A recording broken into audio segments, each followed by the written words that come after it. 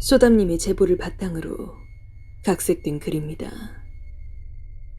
때는 2005년. 당시 제 나이 12살. 그러니까 초등학교 5학년에 재학 중이던 해였습니다. 저희 가족들은 아파트로 이사를 가게 되었어요. 초등학교 졸업까지 고작 1년 남짓 남은 시점에서 이사라니. 울고불고 난리를 칠 법도 했지만 전학을 갈 만큼 멀리 떨어진 곳도 아니었고 학교 친구들도 많이 살던 아파트라 금방 수긍했지요. 참, 그 당시에는 나이가 나이이다 보니 잘 몰랐는데 이제 와서 생각해보면 터무니없을 정도로 저렴한 가격이었네요. 주변 시설 환경도 굉장히 멀끔했는데 28평 아파트가 매매로 5천만 원이었으니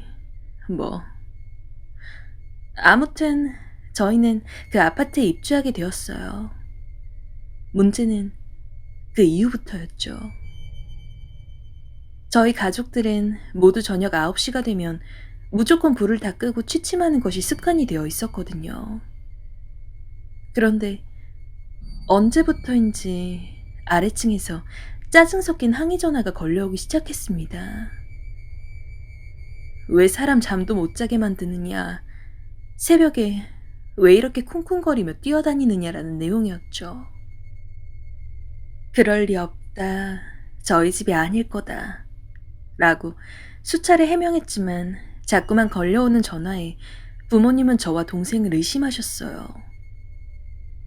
하지만 저 역시 그 전화가 걸려오던 시기에 무언가 알 수 없는 소리에 시달리고 있었습니다.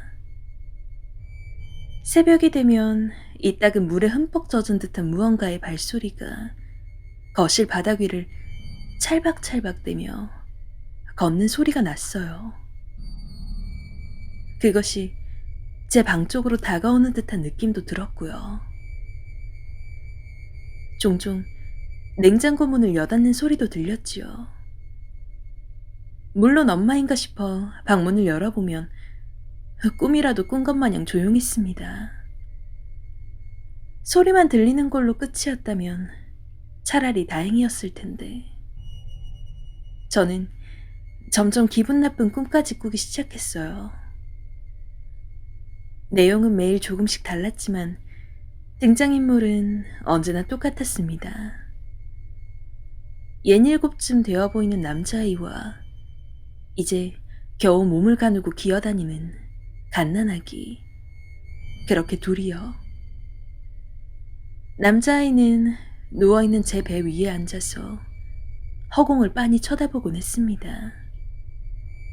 저는 그 아이가 무거워 숨을 헐떡거리기 일쑤였죠.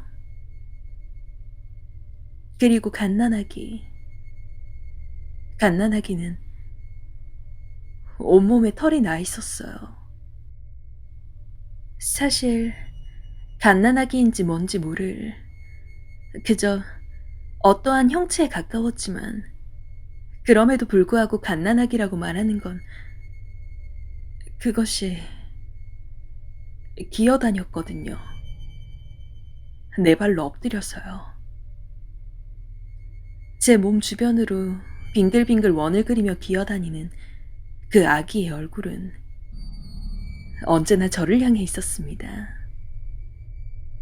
사실 저는 원래 기가 약한 편이거든요. 흔하잖아요. 기가 약해 가위에 자주 눌린다던가 이상한 것을 많이 본다던가. 저는 딱 그런 타입이에요. 그래서 처음에는 그 당시 모든 상황을 저도 모르게 눌린 가위 속 장면이라고 생각했습니다. 아무리 그래도 그렇지 매일같이 반복되는 꿈이 달가울 수는 없었어요. 결국 참다 못해 동생에게 요즘 자꾸 이상한 악몽을 꾼다며 살짝 흘렸습니다. 누구에게라도 말하면 좀 마음이 편해질 것 같았거든요. 그런데 가위에 단 한 번도 눌려본 적 없던 그런 동생마저 무언가 이상한 느낌이 든다는 겁니다. 조금 더 이야기를 나눠보니 이사 온 뒤 종종 저와 비슷한 꿈도 꾸고 있었다더라고요. 부모님에게는 말씀드릴 수 없었어요. 직접적으로 또 경비 씨를 통해 간접적으로 걸려오는 항의 전화로 굉장히 예민해져 계셨거든요. 저희는 너무 어렸고 혼이라도 날까 괜히 무서웠습니다. 더욱이 아버지의 건강 상태가 급격히 나빠지셨어요. 병원에서도 별다른 이유는 찾지 못했죠. 결국 알 수 없는 남자아이, 정체 모를 소리와 갓난아기는 동생과 저만이 가진 비밀이 되었지요. 아버지는 이사한 지 4년 만에 돌아가셨어요. 그 이후 저희는 곧장 이사를 했고 저는 끝끝내 어머니에게 꿈속의 아이들 이야기를 하지 못했습니다. 별다른 이유는 없었어요. 이제 와서 생각해보면 혹 그 아이들이 우리 집에 무언가 해코지를 한 것이 아닐까 라는 두려움이 강했던 것 같기도 하지만요. 이사를 한 뒤에는 모든 것이 평온해졌습니다. 동생은 더 이상 가위에 눌리지 않게 되었고 그 기이한 소리도 들리지 않았어요. 그런데 어느 날 어머니가 사색이 되어 집으로 돌아오셨습니다. 친구분이 점을 보러 가는데 어쩌다 따라가게 되셨었나 봐요. 원래 무당이니 점이니 하는 걸 잘 믿으시는 분은 아니시거든요.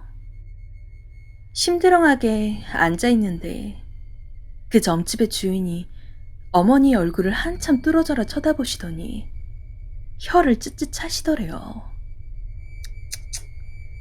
아이고, 하필이면 사람 잡아먹는 집을 샀누. 어휴. 기분이 나쁜 것은 둘째치고 하도 안타깝다는 듯이 가슴을 두드리는 모습에 대체 무슨 말을 하시는 거냐고 되물으셨대요. 그 당시 어머니가 전해준 점집 주인의 대답은 여지껏 저를 소름 돋게 만듭니다. 그분이 말씀하시더래요. 아주 상종도 못할 윤가를 들어갔어. 어? 아니다 싶으면 얼른 정리를 하고 나올 것이지. 아유, 아이 누구 험한 꼴 보고 싶어서 그렇게 버티고 앉았었누? 어? 그래, 남편은 건강하고, 어? 어머니는 아무 대꾸도 하지 못하셨대요. 한참을 그리 멍하니 앉아있으려니 점집 주인이 그래, 내가 다 안다. 이해한다.